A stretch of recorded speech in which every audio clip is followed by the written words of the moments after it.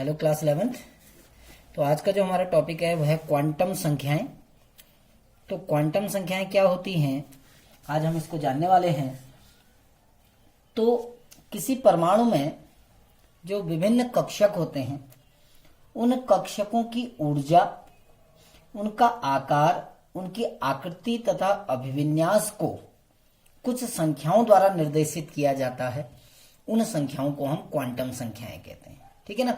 तो कुछ ऐसी संख्याएं होती हैं जो इलेक्ट्रॉन की स्थिति का वर्णन करती हैं, यानी किसी परमाणु में इलेक्ट्रॉन की स्थिति का या स्थिति को बताने के लिए कुछ इंडेक्स संख्याओं का प्रयोग किया जाता है, उनको हम क्वांटम संख्याएं कहते हैं। ठीक है ना। अर्थात अगर कोई परमाणु है तो उस परमाणु में जो कक्षक हैं, है ना, जो कक्षक हैं, उन कक्षकों की ऊर्जा को बताने के लिए, उन कक्षकों के आकार को बताने के लिए कि उनका आकार कैसा है। अभी हम परमाणुओं का आकार पढ़ेंगे आगे, आकार कैसा है। ठीक है ना। उनका विन्यास क्या है, यानी जो इलेक्ट्रॉन है या जो कक्षक है उन कक्षकों का विन्यास कैसा है। तो इन किसी सीधे सीधे हम सिंपली कहते हैं कि किसी परमाणु में जो कक्षक हैं उन कक्षकों की ऊर्जा, आकार, आकृति और विन्यास को प्रदर्शित करने के लिए जिन संख्याओं का प्रयोग किया जाता है उन संख्याओं को हम क्वांटम संख्याएं कहते हैं। ठीक है ना। इसलिए जब हम क्वांटम संख्याओं की परिभाषा देते हैं तो हम कहते हैं वे संख्याएं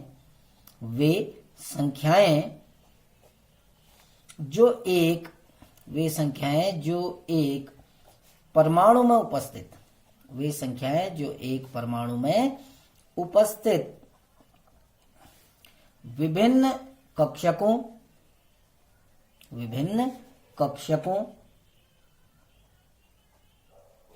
तथा इलेक्ट्रॉनों को वर्णित करती हैं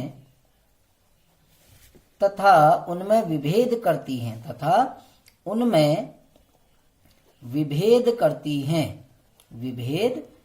करती हैं क्वांटम संख्याएं कहलाती हैं।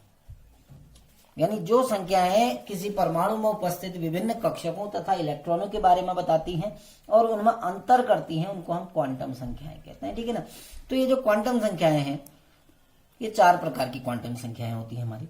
अब वो 4 कौन कौन सी होती है, देखिए। सबसे पहले आती है मुख्य क्वांटम संख्या। पहली होती है मुख्य क्वांटम संख्या,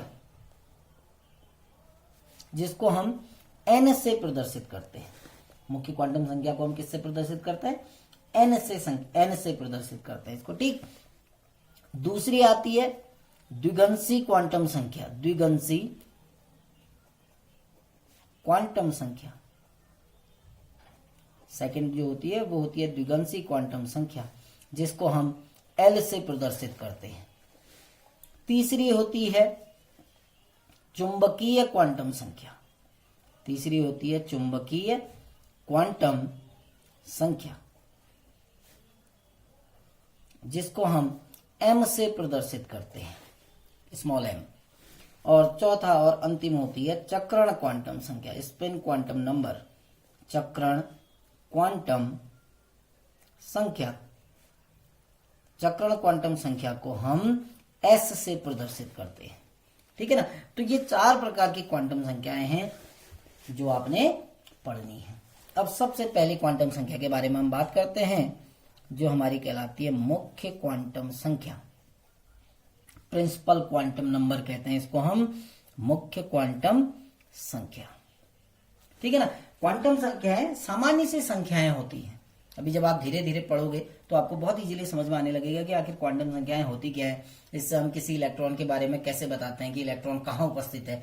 तो क्वांटम संख्याएं सामान्यतः इंडेक्स नंबर होते हैं, है ना। एक संख्याएं होती है सामान्य सी जो हमें इलेक्ट्रॉन की स्थिति के बारे में बताती हैं, ऊर्जा के बारे में बताती हैं, कक्षक की जो ऊर्जा है उसके बारे में, यानी बहुत सारी जानकारियां हमको इससे प्राप्त होती है। तो सबसे पहले क्वांटम संख्या के बारे में हम बात करने वाले हैं, जिसको मुख्य क्वांटम संख्या कहते हैं। ठीक है ना। तो मुख्य क्वांटम संख्या का जो मान है, ठीक है ना, पहले तो आपको पता होना चाहिए कि इसका मान क्या होता है। इसका मान 1 से अनंत के मध्य, 1 से अनंत के मध्य कोई भी संख्या हो सकती है, कोई भी संख्या हो सकती है। यानी जो मुख्य क्वांटम संख्या है, अब संख्या भी कैसी होगी, पूर्णांक होगी, ये ध्यान रखना, फ्रैक्शन में नहीं होगी, 1/2 नहीं हो सकता। जो मुख्य क्वांटम संख्या का मान है उसका मान हमेशा पूर्णांक होगा, यानी आपका फ्रैक्शन के फॉर्म में नहीं आएंगे, 1/2 नहीं आ सकता, या 0.5 के रूप में नहीं लिखेंगे, वो हमेशा एक पूर्णांक होगा, ठीक है ना। अब मुख्य क्वांटम संख्या का मान 1, 2, 3, 4 डैश डैश डैश कितना ही भी हो सकता है, अनंत तक कहीं भी जा सकता है, ठीक है ना। तो n के जो अनुशंसनीय मान होते हैं वो 1 से लेकर अनंत तक कोई भी पूर्णांक हो सकता है, ठीक है ना। तो जो ज्ञात तत्व अभी तक हैं, ठीक है ना, तो उनकी जो सबसे न्यूनतम ऊर्जा वाली अवस्था है उसमें जो परमाणु हैं उनके लिए जो n का अधिकतम मान 7 प्राप्त किया गया अभी तक, ठीक है ना। जैसे जिसको हम बोहर की थ्योरी में कोस कहते थे, ऐसे कहते थे ना, KLMNOPQRS जो भी है, तो इसके लिए हम क्या लेते थे, 1 2 3 4 ऐसे लिखते थे। कक्षा 9 में भी पढ़ा, कक्षा 11 में भी आपने पढ़ा है। तो ये जो संख्याएं हम लिखते हैं ये n का मान ही होता है, ये मुख्य क्वांटम संख्याएं होती हैं। जैसे k कोस के लिए मुख्य क्वांटम संख्या का मान 1 हो जाएगा, l कोस के लिए मुख्य क्वांटम संख्या का मान 2, m कोस के लिए 3, n कोस के लिए 4, ठीक। इतनी चीजें आपको पता चल गई है। अब मुख्य क्वांटम संख्या से हमें क्या क्या सूचनाएं मिलती हैं, कौन कौन सी सूचनाएं हमें मुख्य क्वांटम संख्या से प्राप्त होती हैं। पहली सूचना, बड़े ध्यान से देखना, इसके बारे में आपको एग्जाम में लिखने को आएगा कि क्वांटम संख्याएं, और आगे भी आपके लाइफ में काम आएगा बहुत ज्यादा। जब आप कोई एग्जाम देंगे, कंपटीशन के एग्जाम देंगे, तो वहां पर ये चीजें बहुत सारी छोटे छोटे क्वेश्चन आते हैं कि n का मान अगर 2 है, कभी ऐसा क्वेश्चन पूछ लिया जाता है n बराबर 2 है तो l, m और s के मान ज्ञात कीजिए, आपको ये मान ज्ञात करने होंगे। तो कैसे हम एक क्वांटम संख्या के आधार पर अन्य क्वांटम संख्याओं के मान ज्ञात करते हैं। तो मुख्य क्वांटम संख्या से हमें पहली सूचना तो मिलती है मुख्य कक्ष, यानी वह मुख्य कक्ष जिसमें इलेक्ट्रॉन स्थित है, जिसमें इलेक्ट्रॉन स्थित है, यानी कौन से कक्षक में या कौन से कक्ष में इलेक्ट्रॉन स्थित है वो आपको इससे पता चलता है कि कौन किस कक्ष में इलेक्ट्रॉन है। जैसे अभी आपको उदाहरण देता हूं, तो मुख्य क्वांटम संख्या से हमें पहली सूचना क्या मिलती है कि इलेक्ट्रॉन किस कक्ष में उपस्थित है, ठीक है ना। यदि n बराबर 1 है तो आप कहेंगे इलेक्ट्रॉन कौन से कक्ष में है, k कक्ष में है, ठीक है ना। कौन सा कक्ष है, k कक्ष है, कक्ष कहो या कोष कहो, ठीक है ना। इसको आप कक्ष भी कह सकते हो, इसी को आप कोष भी कह सकते हो, इसी को ऊर्जा स्तर भी आप कह सकते हो, ठीक है। n बराबर, अगर मुख्य क्वांटम संख्या का मान 1 है तो इलेक्ट्रॉन कौन से कक्ष में होगा, k कक्ष में। n बराबर 2 है तो इलेक्ट्रॉन कौन से कक्ष में होगा, l कक्ष में होगा, यानी दूसरे कक्ष में। इसको आप ऐसे भी लिख सकते हो, प्रथम ऊर्जा स्तर, प्रथम ऊर्जा स्तर में।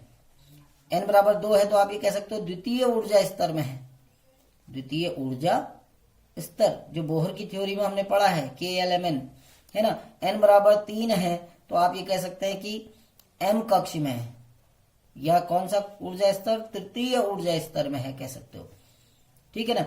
n बराबर 4 है तो आप कह सकते हो n कक्ष में। ऐसे ही आगे को भी बढ़ सकते हैं, ठीक है ना। तो तृतीय कक्ष था तो ये चतुर्थ ऊर्जा स्तर होगा आपका। तो पहला तो हमें क्या पता चलता है कि इलेक्ट्रॉन किस ऊर्जा स्तर में उपस्थित है, ठीक हो गया। अब दूसरा हमें क्या पता चलता है, दूसरी चीज, हम दूसरी चीज की ओर बढ़ते हैं। तो दूसरी सूचना हमें मिलती है इससे, जो सेकंड आपको इंफॉर्मेशन मिलती है वो ये मिलती है कि मुख्य कक्ष की ऊर्जा क्या है। मुख्य कक्ष की, यानी जिस कक्ष में इलेक्ट्रॉन है उस कक्ष की ऊर्जा क्या है। अगर आपको उस कक्ष की ऊर्जा निकलनी है, माना आपसे कोई कहता है कि एक इलेक्ट्रॉन पहले कक्ष में है, यानी k कक्ष में है, आपको उसकी ऊर्जा निकालनी है, तो आप कैसे ऊर्जा निकालोगे। इसकी ऊर्जा निकालने के लिए एक फॉर्मूला दिया गया है, उस फॉर्मूले के आधार पर आप ऊर्जा निकालोगे। वो फॉर्मूला आपको यहाँ डेरिवेट नहीं करना है, तो आपको सीधे फॉर्मूला लिखना है, वो है आपका En, ठीक है ना। En इज इक्वल टू 1/4πε0 इसका square into 2 pi square m e की power 4 Z square N square upon N square into H square. अब ये फॉर्मूला आप पहली बार पढ़ रहे हैं इसलिए मैं इनके बारे में बताता हूं। ई एन क्या है? ई एन है एनवे कक्षक की ऊर्जा। जिस कक्षक की आपने ऊर्जा निकालनी है, जैसे के कक्षक की निकालनी है तो के एन की जगह पर एक आ जाएगा, तो पहले कक्षक की ऊर्जा हो जाएगा, ठीक है ना। जिस कक्षक की आपको ऊर्जा निकालनी है उस कक्षक की ऊर्जा, या इलेक्ट्रॉन की ऊर्जा भी कह सकते हैं कि उस कक्षक में जो इलेक्ट्रॉन है उस इलेक्ट्रॉन की ऊर्जा हो गई, ठीक। एप्सिलॉन 0 जो है ये है वायु की विद्युतशीलता कहते हैं इसको। इसको कहा जाता है वायु की विद्युतशीलता। आप इसको फिजिक्स में पढ़ते हैं, वायु की विद्युतशीलता। तीसरा जो आपको पता है एम, ये लिखा है ना एम। एम क्या है? ये है इलेक्ट्रॉन का द्रव्यमान। इलेक्ट्रॉन का द्रव्यमान जो कि आपको पता है 9.1 इंटू 10⁻³ kg है ना। ई क्या है? इलेक्ट्रॉन पर आवेश। ई है इलेक्ट्रॉन पर आवेश, जो आपको बता चुका हूं। इलेक्ट्रॉन पर आवेश कितना होता है? 1.6 इंटू 10⁻⁻19 कूलाम का आवेश होता है। एच यहां पर आपको पता है क्या है? प्लांक कांस्टेंट है या प्लांक नियतांक है, जिसका मान आपको पता है 6.626 इंटू 10⁻34 जूल सेकेंड है ना। ऐसे जेड क्या होता है? ये होता है नाभिकीय आवेश। हालांकि ये सब आपको दिए होंगे। जेड आपका होता है नाभिकीय आवेश, ठीक है ना। तो ये जो आप अगर ये सारी वैल्यू आप रख दें तो आप इलेक्ट्रॉन की ऊर्जा ज्ञात कर सकते हैं, ठीक है ना। तो आप किसी भी इलेक्ट्रॉन के लिए उसकी ऊर्जा को आप आसानी से ज्ञात कर सकते हैं। इसको मान रखिए, ठीक हो गया ना। 1/4 पाई एप्सिलॉन 0 इसका जो मान होता है वो होता है 9 into 10⁹ newton metre square coulomb की पावर -2। इसकी वैल्यू मैं आपको पहले ही बता देता हूं कि इसकी जो वैल्यू होती है वो इतनी आती है, ठीक हो गया ना। 9 इंटू 10⁹, ठीक हो गया। अब अगर आप ये सारे मान रखते हैं तो आप अगर इसको कैलकुलेट करेंगे तो ये फॉर्मूला आपका आ जाएगा En is equal to -2.178 into 10⁻⁻18 Z square upon N square. अब आपने क्या किया? इसका मान रखा, पाई का मान रखा, एम का मान रखा, ई का मान रखा और एच का मान रखा, तो ये वैल्यू इतनी आ जाएगी, इतने जूल पर मोल, ठीक है ना। तो आप इस तरीके से, अब जेड आप जेड का मान आप रख सकते हैं और एन आपको पता है कि कौन से कक्षक की निकालनी है, ठीक है ना। जैसे अगर हम आपसे कहें कि हाइड्रोजन परमाणु के लिए, अगर मैं हाइड्रोजन परमाणु के लिए ऊर्जा निकालूं, ठीक है ना, तो हाइड्रोजन परमाणु के लिए अगर मैं ऊर्जा निकालूं तो क्या हो जाएगा? इसके लिए जेड बराबर 1 होता है हाइड्रोजन के लिए, आपको पता है ना।